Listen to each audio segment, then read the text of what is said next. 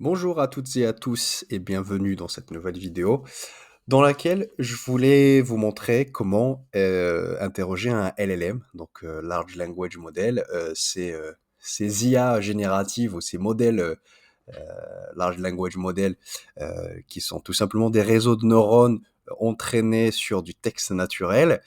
Donc ils sont capables du moins interpréter ce que l'être humain, principalement donc l'utilisateur, le renvoie comme texte. Et donc ils arrivent à produire ou à générer, pour rester dans le thème de l'IA générative, des réponses correctes ou du moins, on va dire, cohérentes. Donc il y a 2 manières de faire. La première, c'est la plus simple, mais qui est payante, c'est d'aller sur OpenAI et de générer sa clé API. Donc comme j'ai dit, c'est payant, même si c'est pas très, très cher. La deuxième façon de faire, c'est de télécharger un LLM en local. Alors, on peut avoir plusieurs raisons de le faire, heu, mais particulièrement, c'est utile en fait pour tout simplement pour avoir en fait le contrôle des données et protéger surtout la vie privée. Puisque lorsque vous communiquez, que ce soit via ChatGPT ou d'une autre façon, d'une façon programmatique via les clés API, etc. Et ben, si vous communiquez avec des LLM qui sont hébergés sur des plateformes telles que OpenAI et autres, et ben, vos données sont stockées. Alors, sont stockées dans leur base de données. Donc, on va dire les propriétaires de ces LLM ou de ces plateformes euh, peuvent avoir accès à ces données. Dans notre cas, donc télécharger un LLM en local, au moins on s'assure que déjà il y a l'aspect Internet, on n'est pas obligé d'avoir Internet pour l'utiliser, et aussi tout ce qu'on envoie comme données à ce LLM, eh ben, elle reste du moins sur notre PC en local. Sans trop tarder, moi j'ai ici, on va dire, un dossier que j'ai appelé tuto. La première des choses que je vais faire, bah, je vais ouvrir l'invite de commande et je vais ouvrir dans ce dossier VS Code. Vous pouvez utiliser n'importe quel éditeur de code. Moi, j'utilise VS Code. Euh, Ensuite, donc j'ouvre un terminal et je vais tout d'abord créer un nouveau environnement virtuel. Donc je vais créer un environnement virtuel. Et pour cela, je vais taper Python -m v-e-n-v, et là je vais donner le nom que je souhaite pour mon environnement virtuel. Par exemple, on va dire euh, chat LLM.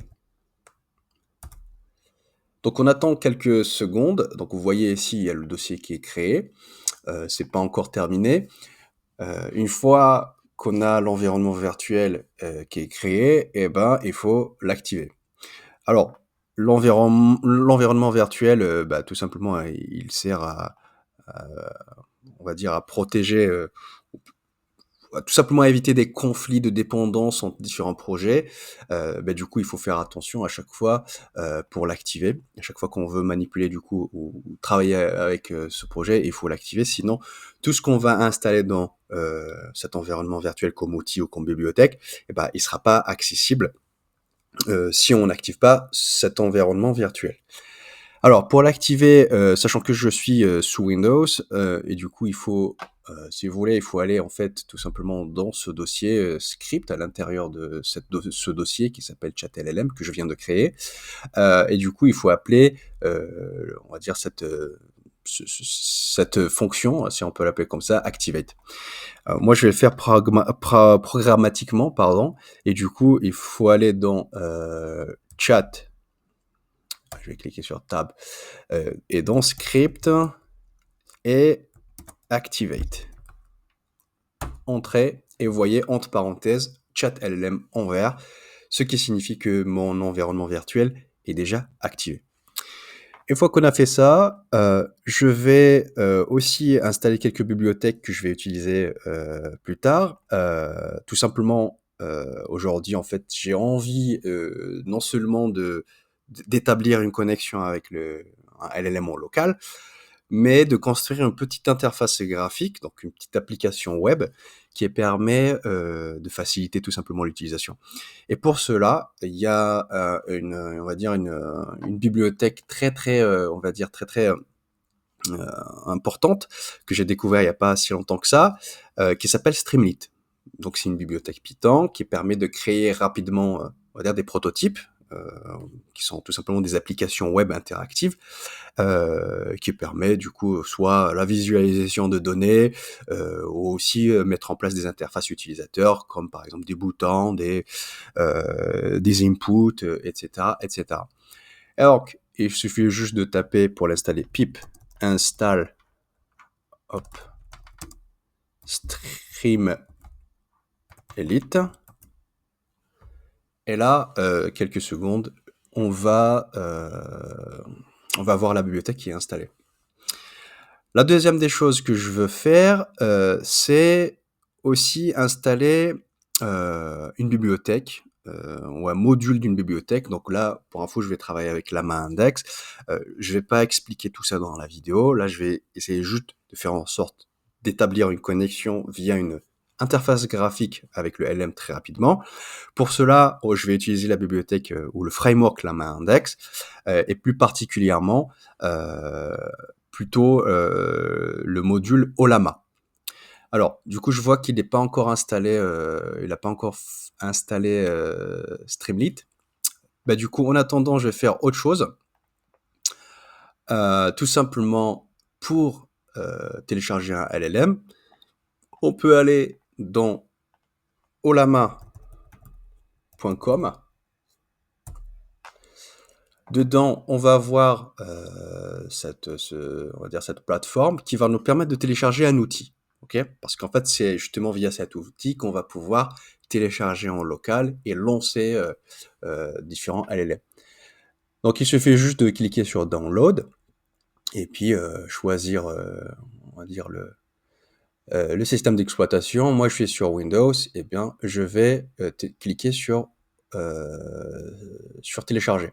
Alors, je vais pas le faire parce que je l'ai déjà fait, et en fait, il est directement, alors, il est dans le dossier téléchargement. En fait, c'est cet exécutable qu'on va télécharger. Et ce qu'il faut faire, c'est tout simplement double-cliquer dessus, et puis l'outil va être installé. Là, je vais pas le faire parce que ça prend quand même quelques minutes pour que ça soit installé. Une fois que c'est installé, il faut savoir que on peut télécharger n'importe quel modèle en local qui se trouve justement dans sur cette plateforme. Donc, il suffit juste, par exemple, de taper. Moi, je travaille avec Llama 3.2. Alors, bon, là, c'est juste pour des raisons, on va dire, de capacité de l'ordinateur. D'ailleurs, c'est même conseillé d'avoir un minimum de 16 Go de RAM et aussi un petit peu d'espace, puisque ce sont généralement des modèles très volumineux.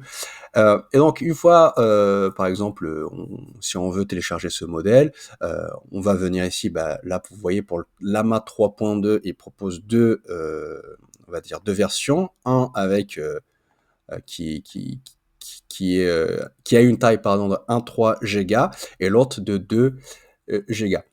Et donc, ce qui nous intéresse ici, c'est de récupérer en fait cette ligne de commande. On peut faire la même chose, par exemple, on va par exemple Mistral.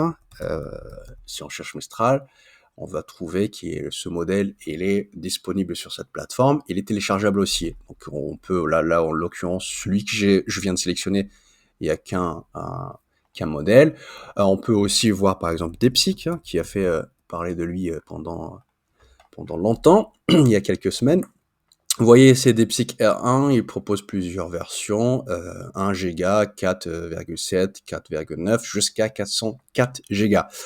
Bien évidemment, plus la taille du modèle est importante, mieux c'est. Il sera beaucoup plus performant. Mais bon, là, le but, c'est vraiment de vous montrer comment faire. Donc moi, je reviens sur le modèle que j'ai choisi.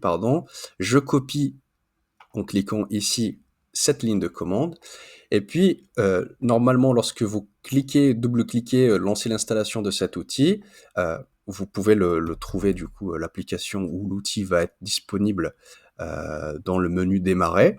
Vous le lancez Donc, si je tape ici Llama, vous le voyez pas malheureusement. En fait, il se passe rien si vous cliquez dessus. En fait, ce que je voulais vous montrer, c'est qu'une fois l'outil est installé, vous pouvez ouvrir une invite de commande n'importe où, et il suffit juste justement de taper la commande qu'on vient de récupérer. Alors, je l'ai perdue, du coup, il faut que je la récupère. Tac. Et en fait, je la copie ici. Et lorsque je clique sur Entrée, ce qui va se passer, c'est que tout simplement, il va voir s'il est en local, c'est-à-dire si le modèle est déjà téléchargé. Si il est téléchargé, ben, il va lancer directement, euh, on va dire, le chat avec ce modèle. Si le modèle il n'est pas disponible, eh ben, il va le télécharger d'abord, donc ce qui prend quelques minutes. Moi, je l'ai déjà fait, donc si je clique, normalement, je vais directement avoir ah bon, il l'a pas. Je sais pas pourquoi. Ah oui, ah oui, ouais, pardon. Du coup, oublions ça parce qu'en fait, j'ai oublié que j'ai déjà supprimé en fait ce modèle. Et donc là, il est en train de le télécharger puisqu'il le trouve pas tout simplement euh, dans la liste des modèles LLM que j'ai téléchargé. Voilà.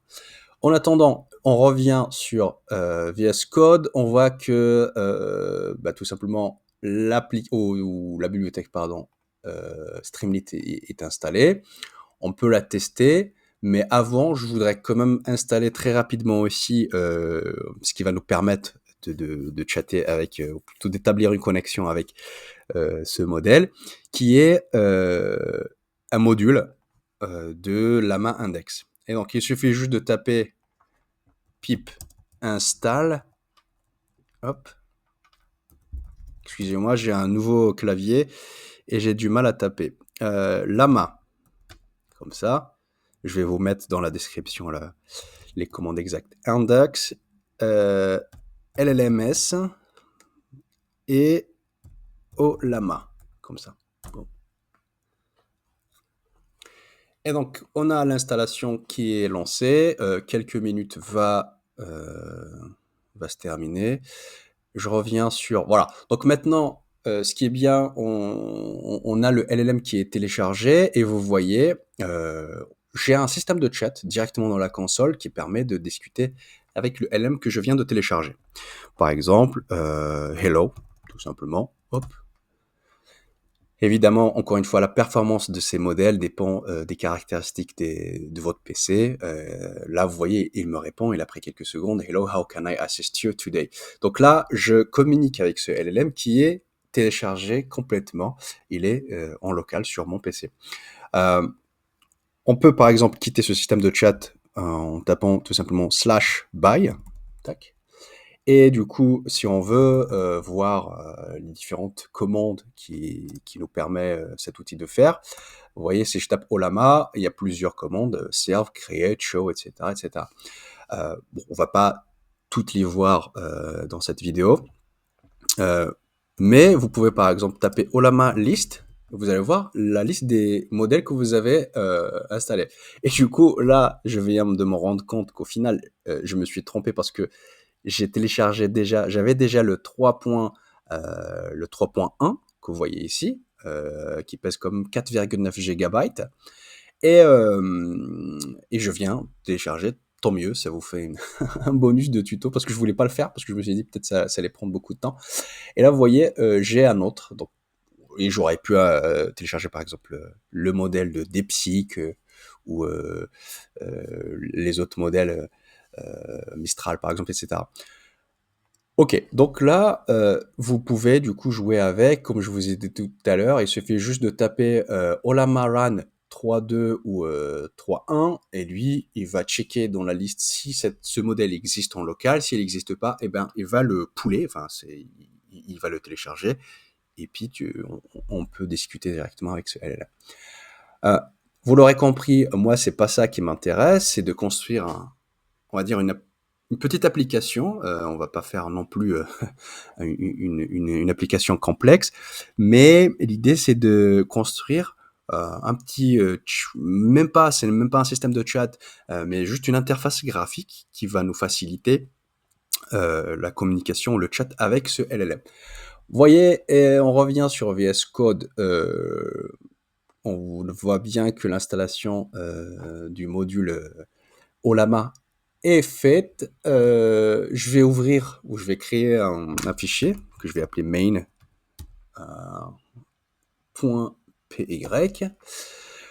et je vais commencer par importer la bibliothèque Streamlit. Streamlit as st. Voilà. Et ça, je vais tout simplement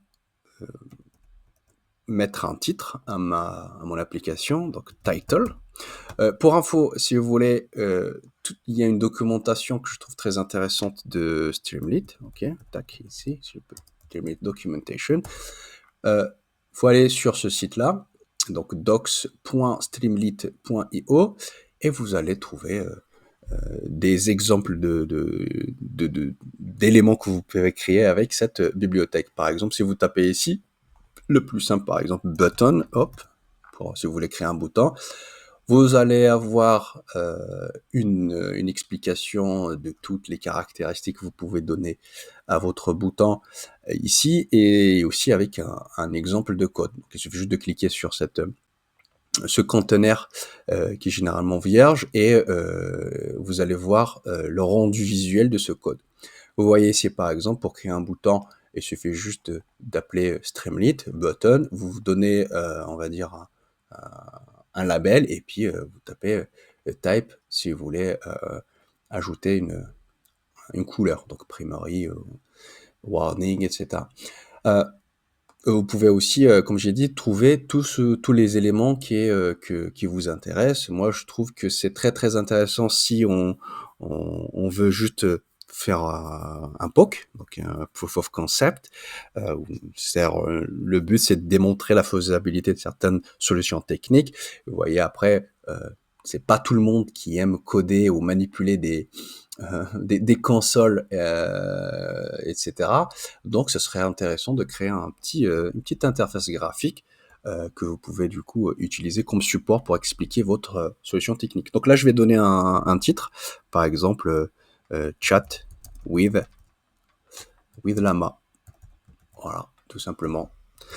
Pour lancer ça, c'est pas en tapant directement Python main.py. En fait, il faut taper Streamlit, run, et là, on tape main, donc le fichier que contient notre code. Je clique sur entrée, et là, il va me donner un URL, et puis il va m'ouvrir aussi en parallèle l'application. Donc, vous voyez ici, alors pour que vous voyez bien, je vais mettre ça ici et l'autre ici, hop. Donc, je peux par exemple ajouter un header, comme ça, hop. Ceci est un exemple. Il faut juste cliquer après sur Always Rerun, et là, vous voyez, j'arrive à faire j'arrive à construire des différents éléments que j'aurais peut-être, ça dépend hein, on va dire des niveaux de compétences des uns et des autres, mais moi je trouve que ça très accessible. Il suffit juste de maîtriser un tout petit peu de Python, et maîtriser un peu la logique de programmation orientée objet, et tout normalement ça devrait bien se passer. Passons maintenant aux choses sérieuses. Déjà, je vais virer ça, et puis je vais importer Ollama. Pour cela, il faut aller dans la documentation de Llama Index, et puis taper dans la barre de recherche Ollama.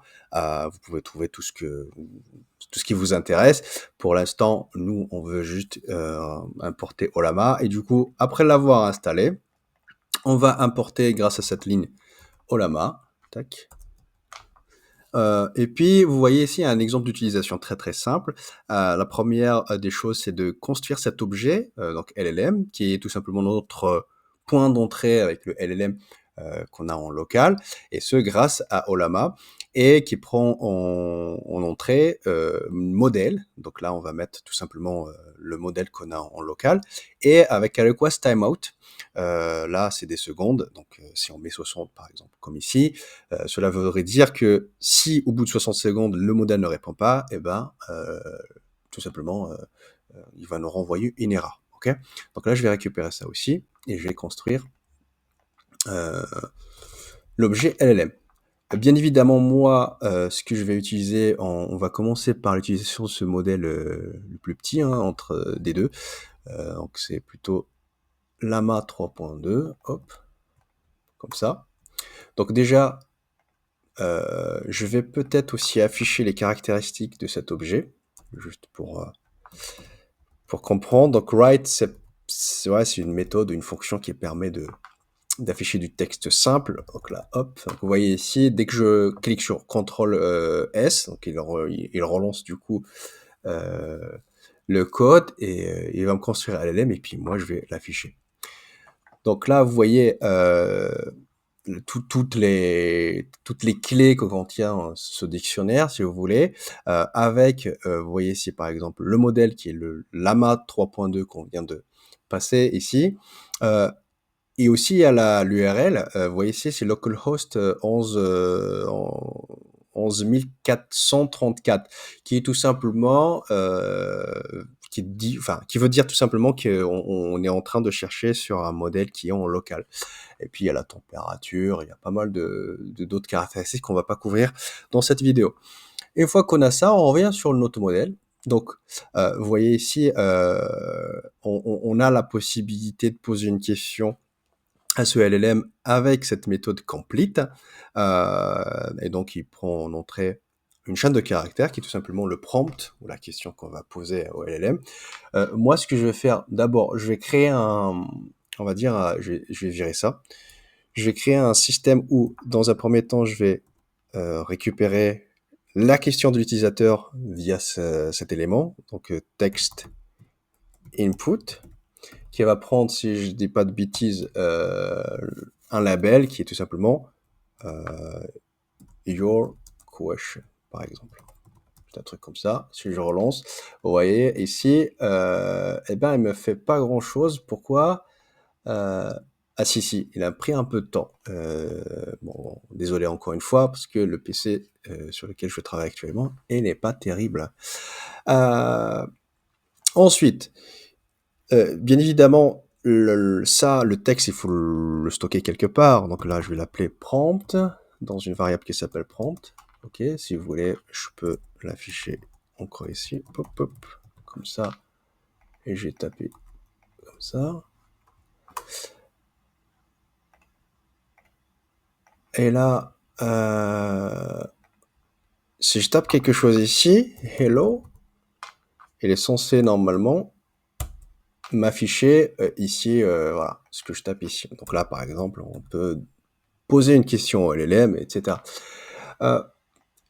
Et à la fin, je vais juste afficher très bêtement, hein, still right,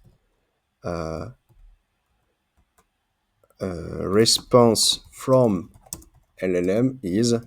Alors, je vais faire comme ça, hop, hop. Et là, je vais afficher, vous l'aurez compris, la réponse en fait de notre LLM.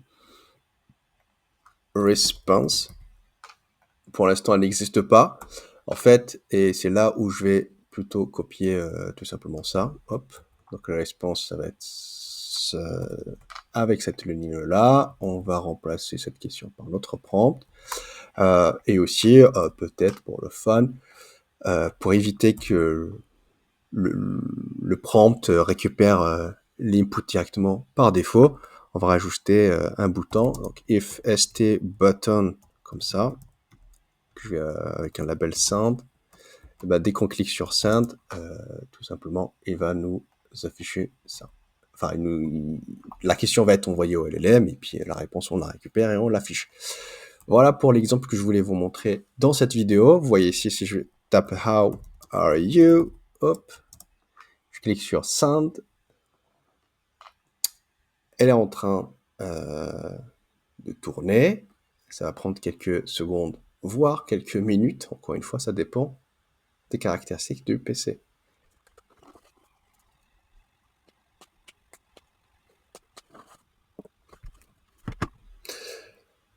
Voilà, donc j'ai la réponse de de notre LLM qui me dit, voilà, i c'est pas très esthétique, hein, mais voilà: «Response from LLM is I'm just a language model, blablabla». On arrive à la fin de cette, série de petites vidéos qui vous expliquent très rapidement, comment communiquer avec un LLM. Mais n'hésitez pas à mettre des pouces bleus et aussi, à mettre des commentaires si vous voulez et surtout à vous abonner pour plus de contenu de ce genre. Merci et à bientôt.